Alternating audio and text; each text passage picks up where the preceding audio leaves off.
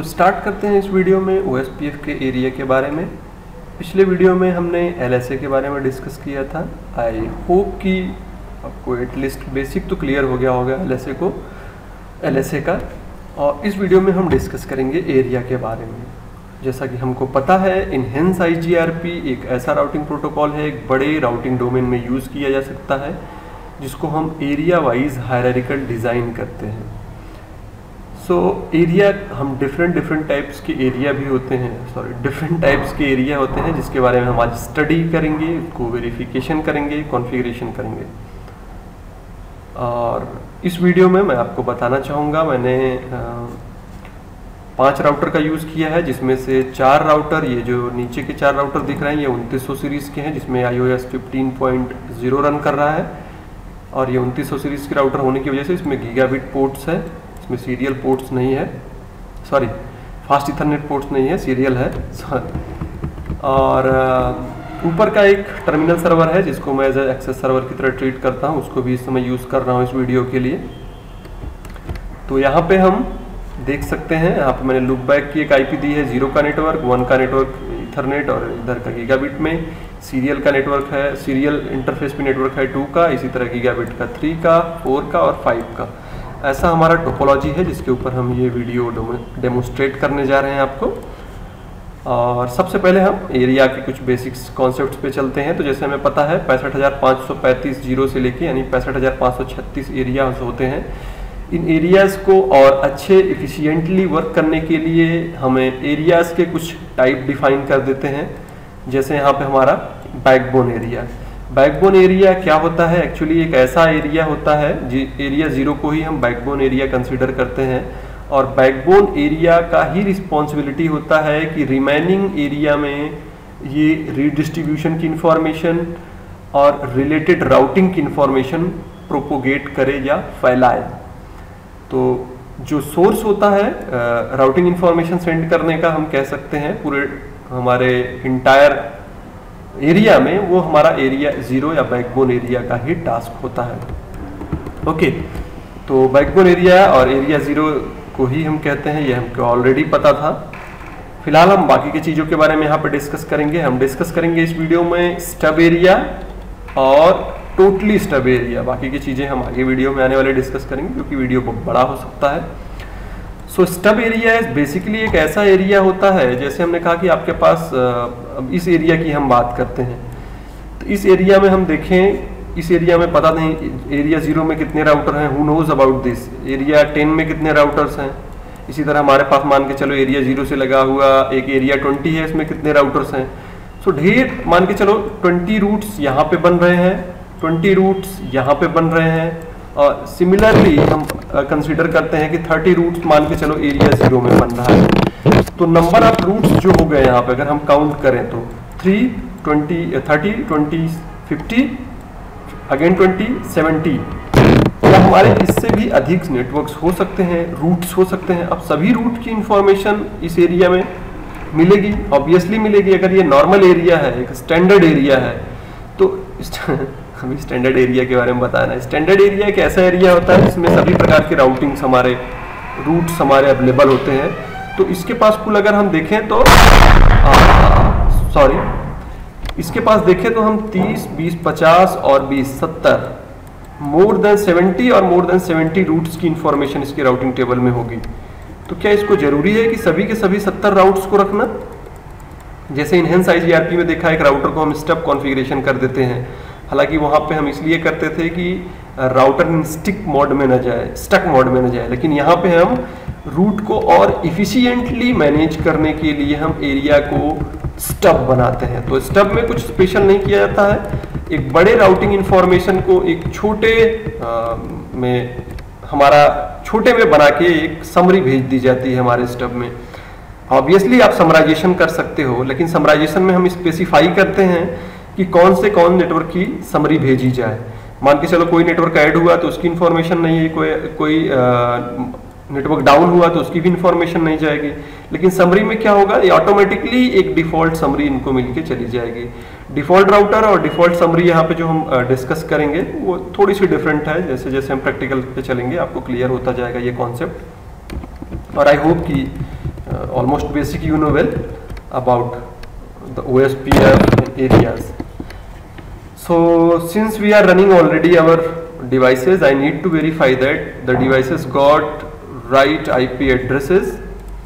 So start from the terminal server. यहाँ पे show IP interface brief करता हूँ मैं। टर्मिनल सर्वर पे लुक बैक 10 को मैंने यूज किया है। 192.168.0 का नेटवर्क अप है, वर्किंग है और यहाँ से कनेक्टेड है जैसा कि आप देख सकते हो F0/1 जो कि 1 के नेटवर्क में है। ये 0 के नेटवर्क, ये 1 के नेटवर्क में यहाँ पे। और R1 पे मैं आता हूँ। R1 का ये गीगाबिट 0/1 कनेक्टेड है 1.2 से और सीरियल जो कि एरिया 0 बैकबोन एरिया के राउटर 2 से कनेक्टेड है, उसकी 2 का नेटवर्क है। R2 पे हम इसी तरह देखें तो गिग 0 राइट देयर 3 का नेटवर्क एंड सीरियल 0/0 जो कि इस एरिया 0 से कनेक्टेड होता है, 2 का 2 है। लाइकवाइज 3 में राउटर 3 की अगर हम इंटरफेसेस को देखें तो हम पाएंगे गीगाबिट 0/0 3 का 2 that's very good up and working. Serial 0/0 4 का नेटवर्क जो कि कनेक्टेड है राउटर 4 से एंड सो ऑन। यहाँ पर भी सेम चीज है। तो अब हम इसमें राउटिंग इनेबल करते हैं जैसा कि हमने यहाँ पे दिखा। मैं इसमें रिप इनेबल करने जा रहा हूँ। तो स्टार्ट करते हैं कॉन्फ़िगर टर्मिनल राउटर। अभी रिप मैं क्यों बता रहा हूँ आगे हम डिस्कस करेंगे एक्चुअली मैं क्यों बता रहा हूँ। चलो रिप का वर्जन 2 यूज कर लेते हैं और कह देते हैं नो ऑटो समरी प्लीज। और हमारे पास एक नेटवर्क है 192.168.1.0 TS पे, एक 0 का नेटवर्क। तो 2 नेटवर्क हमारे पास है। उसी तरह R1 पे हम आते हैं जो कि यहाँ पे हमारा काम करेगा ASBR की तरह, क्योंकि इधर रिप है इधर OSPF। 2 डिफरेंट ऑटोनोमस सिस्टम या 2 डिफरेंट राउटिंग डोमेन के बीच में कम्युनिकेशन कराने का काम हमारा ASBR करता है as you know. So R1 में आते हैं कॉन्फ़िगर टर्मिनल राउटर सॉरी सबसे पहले रिप मुझे चलाना चाहिए। रिप का वर्जन 2 ले लेते हैं और नो ऑटो समरी चला दिए। एक नेटवर्क मुझसे बिलोंग करता है दैट इज 192.168.1.0 का नेटवर्क, सिर्फ और सिर्फ 1.0 का नेटवर्क हमारे और बीच हमारे TS और हमारे यानी कि R1 के बीच में कॉमन है। तो अगर सब कुछ सही है तो मुझे do so IP route RIP के थ्रू एक नेटवर्क हमें मिलना चाहिए और रिप के थ्रू हमें नेटवर्क्स नहीं मिल रहा है, मिल गया, वेरी गुड। 0 का network that's very good fine. साथ ही साथ इसमें OSPF भी मैं इंप्लीमेंट कर देता हूं। तो router OSPF process ID 1 simple रखता हूं और एक नेटवर्क हमारा है यहाँ पे 192.168.2.0 एक ही है मेरे पास, जी हाँ 0.0.0 एरिया 0 से मैं रख देता हूं और राउटर ID इसका मैं रख देता हूँ 1.1.1.1 ताकि आपको समझ में आए। R2 पे मैं आता हूँ कॉन्फ़िगर टर्मिनल या C में लिख दूंगा, एलियास मैंने बना के रखा है। राउटर OSPF प्रोसेस ID 1 एक नेटवर्क में ऐड करूंगा 192.168.2.0 जो कॉमन है R1 और हमारे बीच में एरिया 0 में। और अगर सब कुछ सही है तो हमें नेबर बन जाना चाहिए, बिल्कुल हम बन भी गए।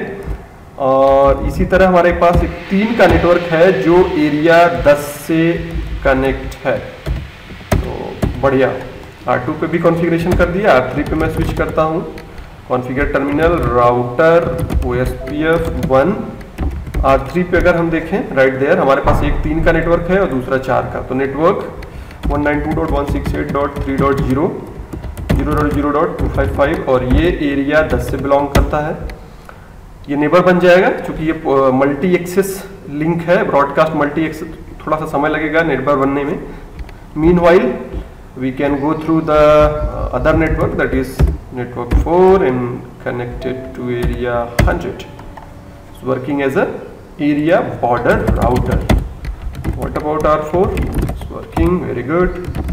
राउटर OSPF 1 एक नेटवर्क है 192.168.0 0.0.255 एरिया 100 और 5 का बढ़िया नेबर भी हम बन गए। इसी तरह एक 5 का हमारे पास है एरिया 100। सो राउटिंग हमने कर दिया है, सब कुछ अच्छे से चल रहा है आई बिलीव। और एक चीज हमें और वेरीफाई कराना होगा। R4 पे अगर हम राउटिंग टेबल देखें शो आईपी राउट, ये लियाज मैंने बना के रखा है। तो अभी हम देख सकते हैं कि हमारे पास जो डायरेक्टली कनेक्टेड नेटवर्क हैं, एक 4 और एक 5 का सिर्फ वही दिख रहा है, क्योंकि हमें पता है कि while you have several areas, all area should be connected with backbone area by virtually और physically। तो हम यहाँ पे एक वर्चुअल लिंक क्रिएट कर देते हैं R2 और R3 पे, ताकि नेटवर्क्स हमारा सभी को जानने लगे। तो राउटर पे हूँ मैं, यहाँ पे कहता हूँ एरिया 10 के थ्रू मैं वर्चुअल लिंक बनाऊंगा R2 से, और जाने के लिए 3.3.3.3, क्या मैंने 3 पे राउटर आईडी डाली है? Let me verify. R1 पे तो राउटर आईडी डाल दिया था, R2 पे नहीं डाला था, सही कर लेता हूँ पहले 2.2.2.2। ठीक है, प्रोसेस क्लियर कर देता हूँ, हो जाएगा। यस, इसी तरह R3 पे राउटर आईडी में डालना भूल गया, राउटर आईडी 3.3.3.3 डू, और मैं राइट क्लिक कर देता हूँ। यस, बढ़िया। R4 पे भी राउटर आईडी डाल देता हूँ, तो चढ़ से समझ में आएगा। 4.4.4.4 कुछ भी आप डाल सकते हो बाय द वे, लॉजिकली। सो इसका मतलब कुछ निकल रहा है R1 R2 R3, ताकि क्लियर हो आपको समझने में भी, इस वजह से मैंने ऐसा डाल दिया। तो अभी आप सोचोगे हो सकता है कि अब R4 के पास सभी राउटिंग अपडेट्स आ गए हों, तो जी नहीं, अभी भी नहीं आएगा, क्योंकि आपको पता है कि डायरेक्टली कनेक्टेड नहीं है 100 एरिया 0 से, जो कि बैकबोन एरिया है। तो वर्चुअल लिंक हम बनाने जा रहे हैं। तो सबसे पहले मैं जाता हूँ R2 पे, राइट देयर R2, और यहाँ पे कहता हूँ एरिया, चूंकि 10 के थ्रू मैं जा रहा हूँ, एरिया 10 में मैं वर्चुअल लिंक बनाऊंगा पहुंचने के लिए राउटर आईडी 3.3.3.3 पे। That's very good. R3 भी सेम काम करेगा। एरिया 10 वर्चुअल लिंक बनाने जा रहा हूं पहुंचने के लिए 2.2.2.2.5। और थोड़ी ही देर में अगर हम देखेंगे तो हमारे नेबर रिलेशनशिप फॉर्म हो जाएंगे। और वेरी गुड। R4 पे अगर हम जाके देखें तो हमें इंटर एरियाज के कुछ इंटर एरिया के राउटिंग इंफॉर्मेशन मिलने लगे, जो 2 और 3 का नेटवर्क है। IA stand for, I believe, inter area. IA is there, कहाँ पे है? Yes, inter area. तो चूंकि राउटर 4 जो है एरिया 0 में नेटवर्क 2 और 3 को पाने लगा, चूंकि 4 और 5 सिंस ऑलरेडी कनेक्टेड। तो अब एरिया को और अच्छे से समझाने के लिए मैं यहाँ पे रीडिस्ट्रीब्यूशन करता हूँ, रिप को OSPF में और OSPF को रिप में। तो ये राउटर हमारा ट्रीट करेगा एज अ ASBR, या रोल हम जो दे रहे हैं area autonomous system border router, ASBR। फिर से मैं R1 पे आता हूँ स्विच करके, क्योंकि अगर हम देखें तो ना तो इस राउटर पे और न ही इस राउटर पे, न इस router, rest 3 router do not have network 0 as well as 1 because of they are connected with RIP. So let's go and do something called redistribution. So make process easy. पहले मैं जाता हूँ राउटर RIP में और यहाँ पे लिखता हूँ रीडिस्ट्रीब्यूट करना चाहता हूँ OSPF को प्रोसेस ID 1। लेट्स सी, मैं कह देता हूँ मैट्रिक, मैं कहूँगा 1 हॉप्स की दूरी पे, क्योंकि हमारा रिप हमें पता है हॉप्स पे मैट्रिक कंसीडर करता है। ये पूरा कंप्लीट नहीं हुआ। अगेन हम राउटर OSPF पे इस बार जाते हैं, प्रोसेस ID 1, और इस पे भी कहते हैं रीडिस्ट्रीब्यूट करना चाहता हूँ मैं रिप। और 1 मिनट, साउंड कुछ ज़्यादा जनरेट हो रहा है, मैं इसे कम करता हूँ। ओके, साउंड जनरेट होता है, एक्चुअली दरवाजा लड़ रहा था। सो रीडिस्ट्रीब्यूट रिप, OSPF में हूँ मैं, रिप को रीडिस्ट्रीब्यूट करना चाहता हूँ थ्रू OSPF, ठीक है। और मैं सबनेट पूरा देना चाहूँगा, और चलो इसकी मैट्रिक कह देता हूँ 100। आई थिंक रिप OSPF में जब जाता है तो इन्फिनिट देता है या 20, not sure, that's good. So once again RIP को OSPF में और OSPF को रिप में रीडिस्ट्रीब्यूट कर दिया। बाय द वे यहाँ पे हमारा मोटो ये था कि हमें दिखाने का कि अभी कौन कौन से रूट एरिया 100 में या राउटर 4 के पास अवेलेबल है। तो अगर सब कुछ सही है तो राउटर 4 के पास अब एक एक्सटर्नल भी रूट दिखना चाहिए, सो एक 0 का एक 1 का, जो कि रीडिस्ट्रीब्यूट किया गया है E2। यहाँ पे दो प्रकार से जब हम OSPF किसी अदर राउटिंग प्रोटोकॉल को OSPF में रीडिस्ट्रीब्यूट करते हैं तो दो प्रकार से हमारी रीडिस्ट्रीब्यूशन होती है। एक होता है हमारा E1, दूसरा होता है E2। तो E2 बाय डिफॉल्ट होता है जो एक्सटर्नल डोमेन्स के मैट्रिक्स को काउंट नहीं करता, जबकि E1 एक्सटर्नल डोमेन मैट्रिक्स को काउंट करता है। Okay, so E2 by default चलता है। आगे हम हो सकता है और अच्छे से डिस्कस करेंगे E1 और E2 पे, लेकिन यहाँ पे अब मेन मोटो है कि हम एरिया को समझें। तो हम देख सकते हैं अभी R4 के पास, एक बार फिर से मैं दिखाऊंगा, R4 के पास E2 एक 0 का नेटवर्क, 1 का और इंटर एरिया 2 और 3 का नेटवर्क है। सो अभी बैकबोन एरिया 10 नॉर्मल एरिया या स्टैंडर्ड एरिया कह सकते हैं, area 100 normal area and standard area. लेकिन अब हम देखें तो छोटे से एग्जांपल से हम यहाँ पे देख सकते हैं R4 के पास राउटिंग टेबल बढ़ती जा रही है। एग्जैक्टली अब ये तो चूंकि मैं लैब इन्वायरमेंट में हूँ जहाँ पे मैं ये दिखा रहा हूँ, प्रोडक्शन नेटवर्क में जहाँ पे बहुत बड़े नेटवर्क्स होंगे वहाँ पे ये बहुत बड़ा राउटिंग टेबल बहुत बड़ा हो सकता है। तो अब हम इसको एरिया 100 को स्टब एरिया बनाने जा रहे हैं। Okay, sorry again disturbance. हाँ, तो मैं कहाँ पे था? मैं था स्टब बना रहा था, राइट। तो स्टब एरिया इसको बनाने के लिए हमें अपने एरिया बॉर्डर राउटर, जो कि मेरा R3 है इस समय, एरिया बॉर्डर राउटर पे एक कमांड चलाना होगा जो हमारा एरिया 100 स्टब बनाएगा। तो क्या कमांड है देखते हैं। ओके, राउटर 3, हम राउटिंग में आते हैं, राउटिंग प्रोटोकॉल जो भी रन करा रहे हैं, एक्चुअली यहाँ पे तो OSPF चला रहे हैं। यहाँ पे लिखते हैं एरिया, कौन से area? 100 stub. Good, area 100 stub बना दिया। और जैसे ही हमने एरिया 100 स्टब बनाया, इस तरफ हम देखेंगे कि अब R4 is not longer as a neighbour.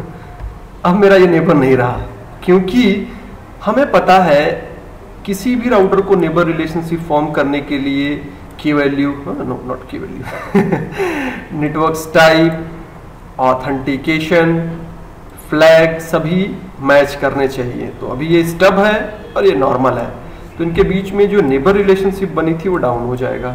R4 पे हम देख सकते हैं ब्ला ब्ला। और इनफैक्ट अगर हम राउटिंग टेबल देखें तो वो भी हट गया है। तो अब क्या करोगे? अब जितने भी राउटर इस स्टब एरिया में हैं, सॉरी एरिया 100 में, क्योंकि सभी के सभी स्टब हैं, सभी राउटर पे इनेबल करना होगा एरिया 100 स्टब, ताकि वो एरिया में रहे। सो लेट्स सी, मैं करता हूँ R4 एरिया 100 और स्टब। इसके पहले मैं एक बार फिर से वेरीफाई कराना चाहूंगा कि हमारे पास राउटिंग टेबल कितना बड़ा था। हमने एक्सटर्नल रूट्स के बारे में देखा, इंटर एरिया के बारे में देखा, और अब जैसे ही मैं ये कमांड चलाता हूँ तो हमको नेबर बन जाना चाहिए एरिया 100 स्टब। और R3 पे भी हमने सेम चलाया था और देख सकते हो हम नेबर बन गए। R4 पे भी जाके देखें, दैट्स वेरी गुड। और जो वेरीफाई करने वाली चीज है कि अब हम अपने राउटिंग टेबल को देखते हैं। स्कूल स्टैटिक कैंडिडेट डिफॉल्ट, एक डिफॉल्ट रूट आ गया हमारे पास। इंटर एरिया 00000, जिसको हम क्वाड 0 कहते हैं। अगर हमें किसी भी नेटवर्क में जाना है तो मैं जा सकता हूं via this route. Very good. उसके पहले हमने E2 के 2 मार्ग को देखा था, मैं एक बार फिर से पाथ को देखा था। अब एक बार हम फिर से देखें तो वो नहीं है, not longer exist. So this is what the stub area configuration. अब स्टब एरिया कॉन्फ़िगरेशन को मैं वेरीफाई कराने के लिए कमांड चलाता हूं। यहाँ पे हम चलाते हैं So IPOSPF topology or info, not. So IP interface database, भूल रहा हूँ, topology. So IPOSPF, let's see क्या देखते हैं हम. Command I think database, sorry again disturbance. तो मैं था सो IPOSPF टोपोलॉजी इन्फो कमांड से वेरीफाई कराने वाला था, राइट. सो यहाँ पर आप देख सकते हो it is a area 100, it is a stub area. तो ये हमारा स्टब एरिया बन चुका है. एक्चुअली बीच बीच में जब मैं वीडियोस की रिकॉर्डिंग करता रहता हूँ तो कोई मुझे डिस्टर्ब करता है, मतलब स्टूडेंट भी आते हैं, वो चीज़ पूछते हैं सर ये सर वो, तो मैं भूल जाता हूँ मैं कहाँ था, सॉरी. तो स्टब एरिया 100 एक स्टब एरिया बन चुका है, that's very good. So in IP राउट करके एक बार फिर से वेरिफिकेशन कराना चाहूँगा. गुड. एक्चुअली में टेक्निकली क्या होता है जब हम स्टब एरिया बनाते हैं, तो मेरे हिसाब से मैंने कुछ लिख के रखा है जी. एक स्टब एरिया जो है इसको मैं थोड़ा सा बड़ा कर दूं ताकि विजुअल अच्छा हो आपके लिए. Allow propagation of LSA type 1, 2 and 3 and additionally with the default true as a inter area LSA IA steric 00000 ये दिखने लगेगा. But since this is stub area it block LSA type 4 and LSA type 5 जैसा कि हमने discuss किया. हालांकि और भी कई चीजें हैं जैसे कि स्टब एरिया में कोई भी ASBR नहीं हो सकता. अगर ASBR है तो वो नॉट टोटली स्टब एरिया कहलाएगा. और राइट देयर अब भी कई कुछ टेक्निकल चीजें हैं जिसके बारे में हम डिस्कस कर सकते हैं. बाय द वे मैं इतना ही डिस्कस करूंगा अभी के लिए. तो ये हुआ हमारा स्टब एरिया का वेरिफिकेशन. अब हम totally stub TOTALLY totally stub area बनाने जा रहे हैं. तो टोटली स्टब एरिया के लिए मात्र एक कमांड हमें और इंटर करना होगा, वो भी ABR पे. तो अभी हमने देखा हमारे पास रूट्स की संख्या है लगभग 3. अब मैं R3 पे फिर से आता हूं क्योंकि यही हमारा एरिया बॉर्डर राउटर है. एरिया 100 स्टब और दूसरा एक कमांड देता हूं please no summary stub no hyphen then summary. जैसे ही हमने नो समरी कर दिया अब सिर्फ और सिर्फ समरी जाएगा. एक्चुअली कमांड थोड़ा सा आप कहोगे नो समरी यानी समरी नहीं आएगा, नहीं समरी आएगा. सिर्फ और सिर्फ R3 राउटर 3 पे जो कि एरिया बॉर्डर राउटर है जैसा कि बार बार कहते आ रहा हूं, इस पे एक कमांड चलाया area 100 stub already, but summary भी मत दो, नो समरी. अब R4 पे हम देखते हैं क्या सिचुएशन है. लेकिन अब दूसरा आपका क्वेश्चन होगा क्या हमें R4 पे भी ये कमांड चलाना चाहिए नो समरी? नो, कोई प्रॉब्लम नहीं है.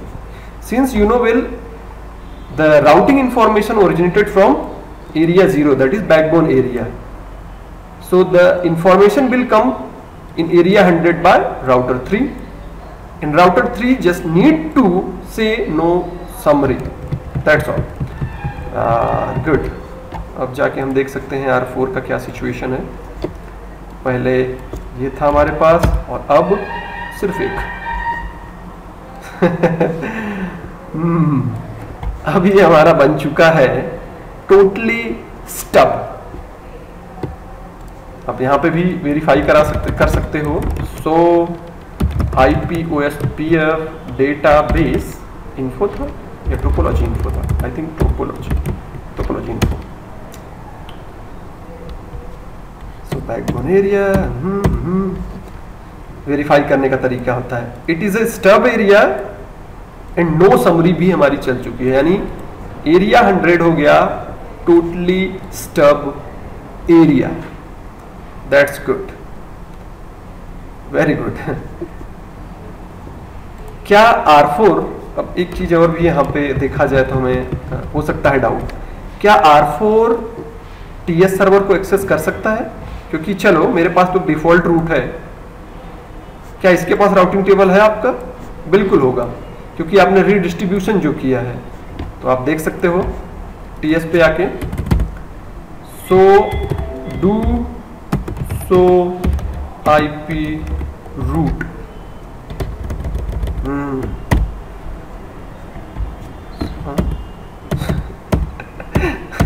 हमें रिप से 3 को जाना, रिप से 4 को जाना, रिप से 5 को जाना। That's good, very good. हम पिंग भी कर सकते हैं। तो सबसे पहले मैं R4 से पिंग करूंगा TS को, R4 पिंग करूंगा, TS की IP है 1.1। चलो वेरी गुड। 0 से भी हम पिंग कर सकते हैं, मस्त बढ़िया। तो TS भी आपको पिंग कर सकता है। चलो मैं एक्सटेंडेड पिंग कर देता हूँ, या ping IP address 192.168.5.1। 5.1 IP address कहाँ है, इसके लुक बैक की ध्यान दीजिएगा और इसको रिपीट करो। चलो 10 टाइम, गुड, पिंग किया, मस्त, sure enough. So everything is working, everything is fine now. इस वीडियो में इस प्रकार हमने 2 चीज देखी। पहली चीज देखी स्टब एरिया क्या है और क्यों है, और टोटली स्टब एरिया क्या है और क्यों है, और किस कमांड से हम उसे इनेबल करते हैं और किस कमांड से वेरीफाई करते हैं। वेरिफिकेशंस के लिए आपके पास और भी कमांड है, एक बेसिक कमांड के बारे में मैंने यहाँ पे बताया, और आई होप ये चीज़ आपको समझ में आया होगा। और मैं फिर से साथ ही ये कहना चाहूँगा, इस वीडियो में इतना ही।